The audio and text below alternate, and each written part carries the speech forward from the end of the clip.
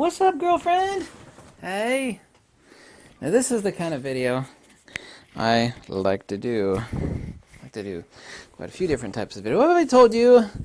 That there was a Fuji mount lens, not made by Fujifilm, of course, for 70 bucks that was epic and had incredible image fidelity, and you obviously should own it. Oh my God, smooth focusing, epic, high quality of manufacture, Fujifilm X mount lens. Obviously it's manual focus, not auto, for 70 bucks. So that's not possible, is it? Well, here it is, girlfriend. I found out that they actually license this under Seven Artisans. I knew Seven Artisans. I've always known that it's not actual a lens company. That they're I didn't know who the original folks were that made this. Anyway, it's marked PERGEAR, but it's also sold under Seven Artisans. I've tried out a couple different Seven Artisans. I was not impressed. Seven Artisans lenses. But I am this one. This lens is incredible. It's compact. You can actually see it here on the Fujifilm X Pro 3. It's an f1.8 lens. There's actually a lot of brass in this. If you're a blind person, I've had my hands on more Voigtlander lenses than just about anybody.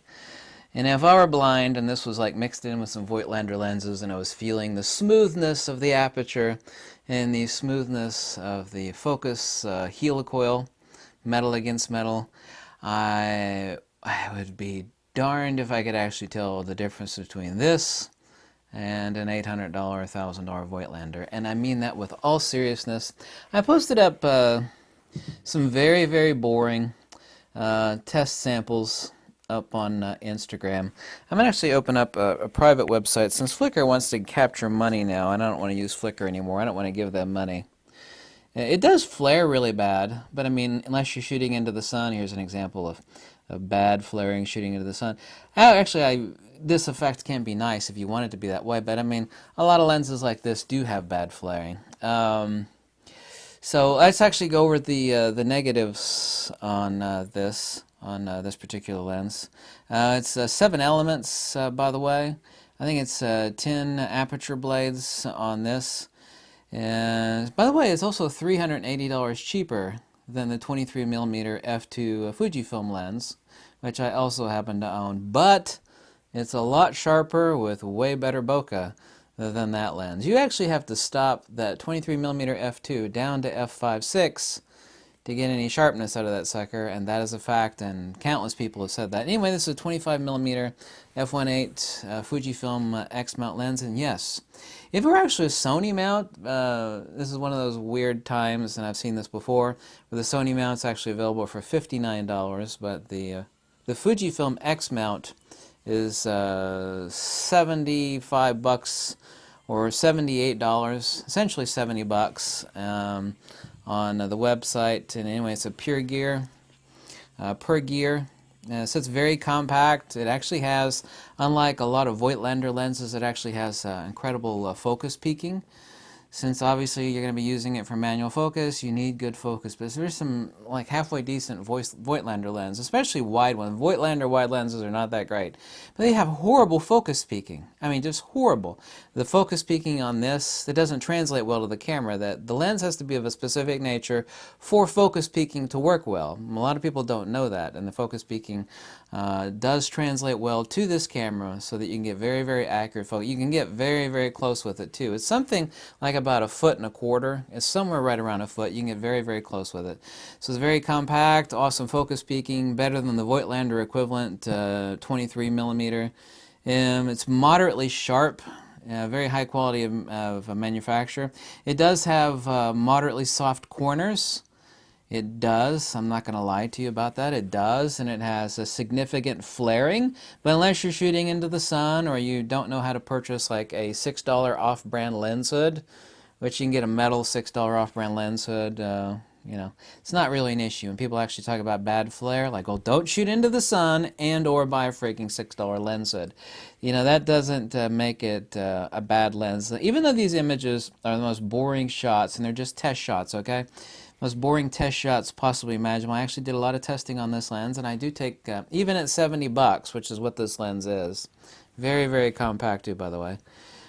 Did a lot of testing on this lens. I take lens reviews wickedly serious, but I would actually consider this to be a must-buy Fujifilm lens. A 23mm, as sharp as this. Two things that are frigging incredible on this lens, and I kind of was hoping that they would. By the way, they are coated elements. However, the coating, and that's the reason why the flare, the lens design combined with the coating is the reason why there's significant flare on this, but they are coated lenses. Two incredible features on this lens. It has amazing bokeh. It has incredible color saturation. Just absolutely, I couldn't believe how good the color saturation. And of course, that always translates into black and white. For image fidelity on this lens is absolutely frigging amazing. It has really, really good bokeh. Up in the corners, it actually has a bubble bokeh. Actually, the bokeh actually transitions from conventional overlapping puffy bokeh to bubble bokeh in the corners. Not swirly, by the way. There's no swirly bokeh on this lens. For a very, very inexpensive, high-quality manufacturer, smooth. How smooth is it to focus? It's literally, no joke, smooth as a Voigtlander. It is. I'm not joking. A cheap junk lens, when it comes to manual focus, it'll actually let you, if you throw it a little bit, it'll actually overthrow. Like if you just it will over travel, and that's bad for shallow depth of field for manual focusing lens. This one does not. Wherever you let go of it, no matter how fast or how slow you turn it, yeah, they nailed it right on this one. They really did. For a very, very inexpensive Chinese manufactured lens, that's quite unbelievable. Midicon has pulled that off. However, for manual focus, this is way better than a Midicon is, including the 35mm f/0.95. Not the lens or the optics or the output. I'm talking about manually focusing the frigging lens. Look how compact that is. This is a really, really nice lens. I was actually shocked. For black and white photography, this lens is frigging incredible. The image fidelity is off the hook. And I mean that seriously. I give it a 9 out of 10. The only thing that's better than this, some really nice Distagon Zeiss lenses and some other lenses that I own. I mean, for a $70 lens, whether you pay $70 or $75 or $78, they actually listed on PERGEAR's website as $78, but that's just the factory price. You can go on Amazon and buy it, wherever. Basically, let's just say $70. I'm not trying to think about anything else to say about this. Like I said, 10 elements, no, 7 elements, excuse me, 7 elements in 5 groups, and 10 aperture blades. Yeah, the aperture, of course, is on the rear on this, and I wanted to count again. I didn't actually write down. It was 10, 3, 5, 6, 7, 8. Yeah, it is 10. It's actually got a really nice aperture, as opposed to like a junk Russian aperture. You can see the blades, how cheap they are, and how they don't actually overlap very precisely. This one actually is as nice as a Voigtlander aperture, to be honest. Anyway, this is one hell of a frigging awesome lens for $70. I can't recommend it highly enough. For that kind of money, that's chump change, That's like 6 people's dinner at a Burger King. Like, you're going to buy dinner for 6 people at a Burger King, yeah, it's the cost of this lens. That's cheap. With amazing bokeh, incredible color saturation, great tonality, and great bokeh, smooth focusing. What the hell else would you want for $70? Are the corners soft? Yes, they are. Does it exhibit easy flaring? That's not an issue unless you're totally stupid. Don't point it into the sun or use a frigging lens hood. People talk about, it doesn't flare. Use a lens hood. Who gives a damn? So this lens, for its value and what it is, I easily give it a 10 out of 10. It's absolutely the epic tatas. And did I mention it doesn't require a frigging adapter? Let me take it off of my X Pro 3 here. There we go. Point the sensor down, right? Don't cough or spit or get dust in the sensor. So there it is, right there. By the way, it's a chrome-plated brass on the rear mount. No plastic. It's all metal. If you're blind, he's like, yeah, that's a Voigtlander. No, you handed me a Voigtlander. So no, it's not a Voigtlander. It's a $70 lens. $70? What? Seriously. I say stuff jokingly, but like I said, I do take lens reviews, so seriously. Oh my god, I love my X Pro 3 so much, by the way. Man, I really love the hell out of this friggin' camera. Yes, I do, girlfriend.